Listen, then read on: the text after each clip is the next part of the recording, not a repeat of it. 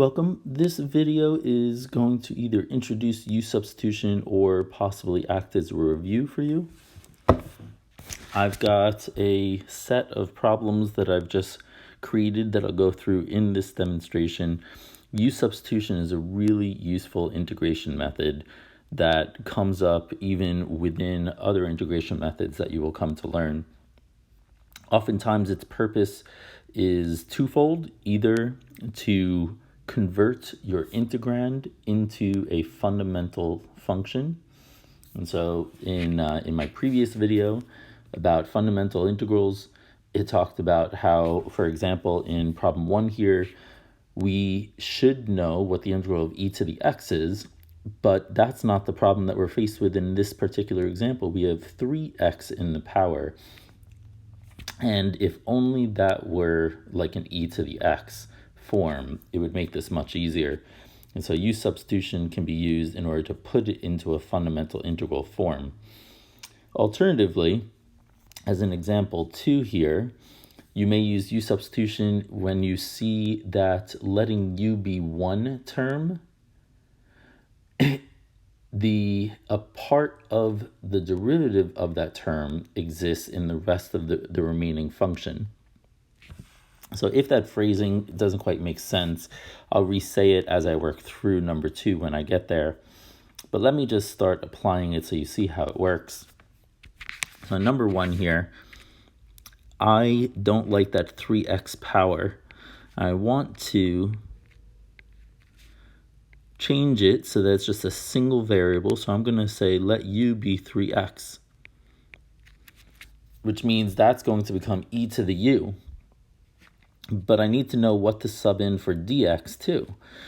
And so I'm going to take the derivative of that u substitution. So the derivative of u is du. And on the right-hand side, we have 3. The derivative of x is 1 dx. So du equals 3 dx. You could also view that as du dx equals 3 and then solve for du. Either approach or either mentality is fine. This is what I get. So now this says that the integral is equivalent to,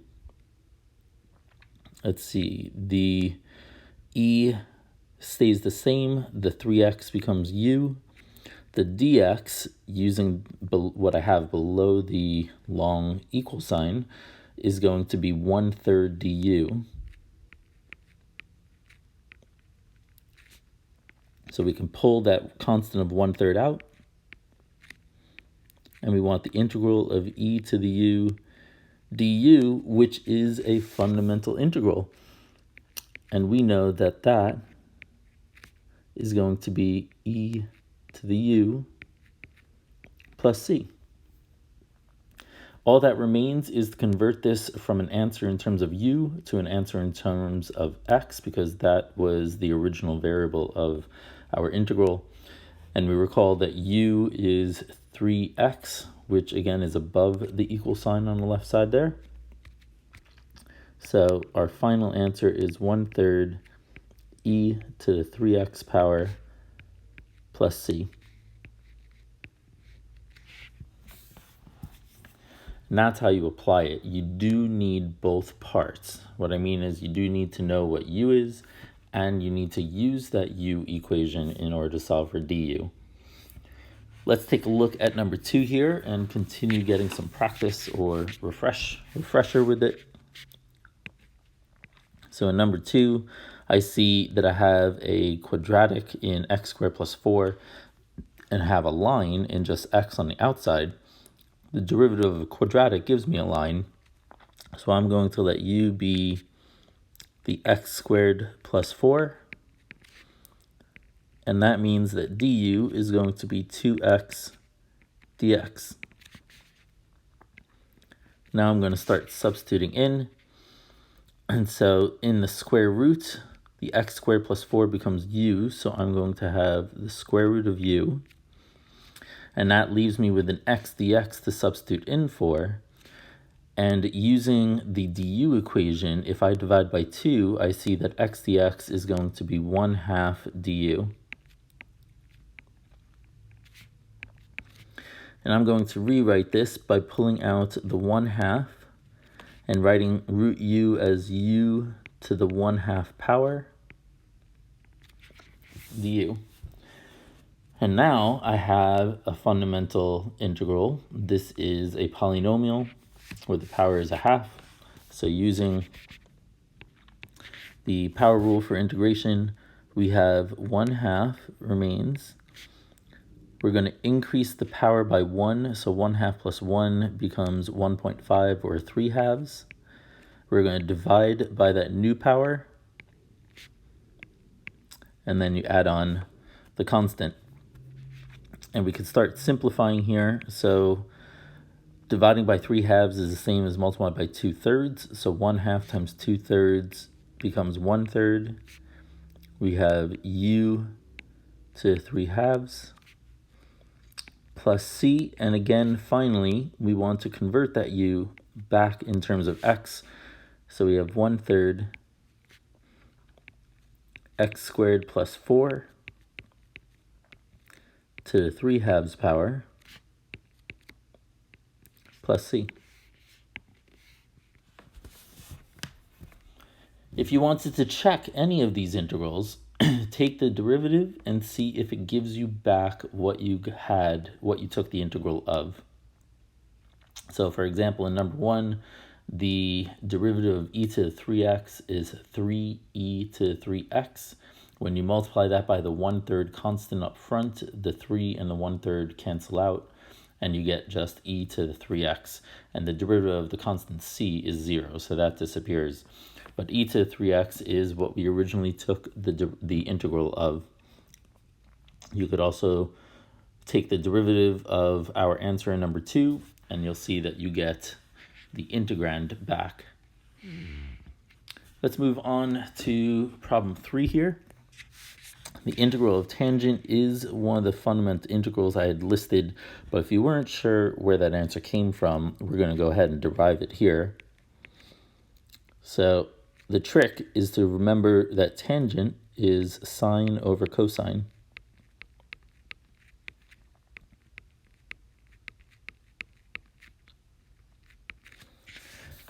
And it's at this point that we realize, oh, the derivative of cosine is a function of sine. There's going to be a negative value in there.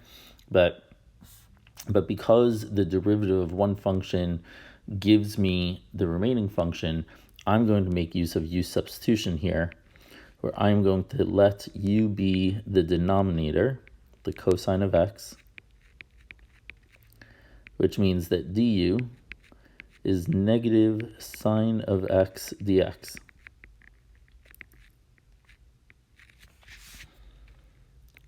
So when I substitute in the sine x dx on top becomes negative du. So I'm going to write a -1. I'm going to put the du on the outside on the right, and the cosine x on the bottom is u. It's easier to see or recognize this as a fundamental integral when I pull the negative sign out. So we want the integral of 1 over u du. There's a negative sign up front. This is a fundamental integral whose answer is the negative of the natural log of the absolute value of u plus c. And now we need to sub back in for u, and u was cosine x, so we have negative natural log of the absolute value of cosine of x plus c. And that's where that answer came from. Problem 4 is another trig function, but now we have, it's not quite fundamental because you don't just have theta inside, you've got a theta over 3 or 1/3 theta.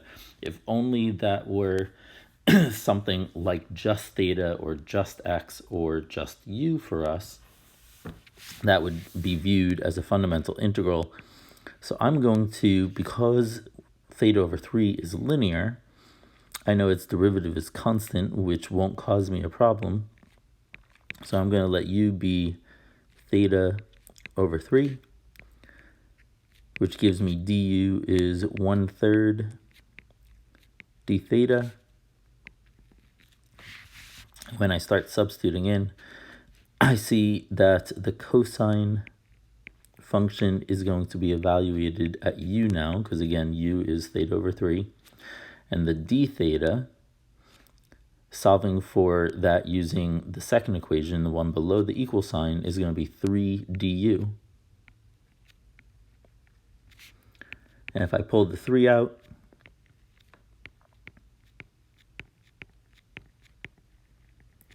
we have a fundamental integral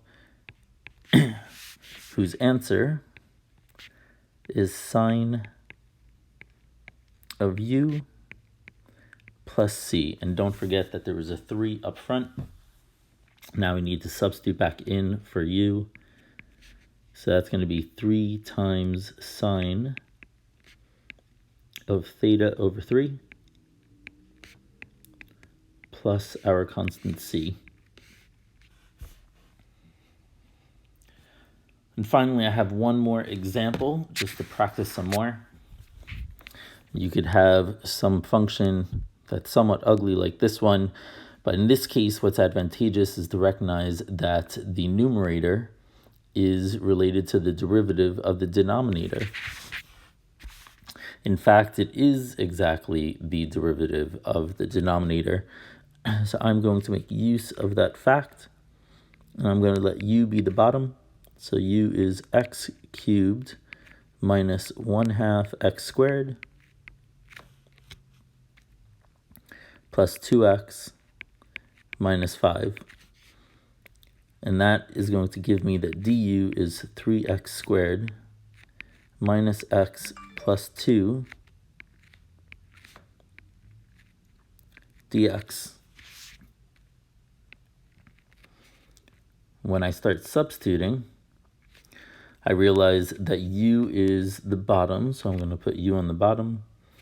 And then the 3x squared minus x plus 2 dx gives me the top, which is going to be the 1 du. And this is a fundamental integral whose answer is the natural log of u plus c. And then as we did in the previous 4, I want to substitute back in for u, and u is that long polynomial above the equal sign. So this is the natural log of the absolute value of x cubed minus 1/2 x squared plus 2x minus 5. Close your absolute value sign. Don't forget your constant. And that is our answer.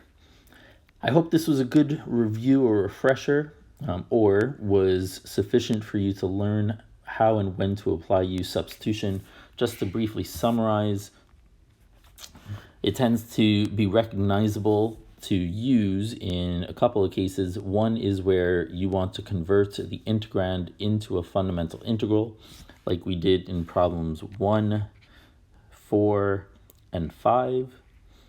And then the other case is where you see that if you let u be part of your integrand, du is going to give you something related to everything else.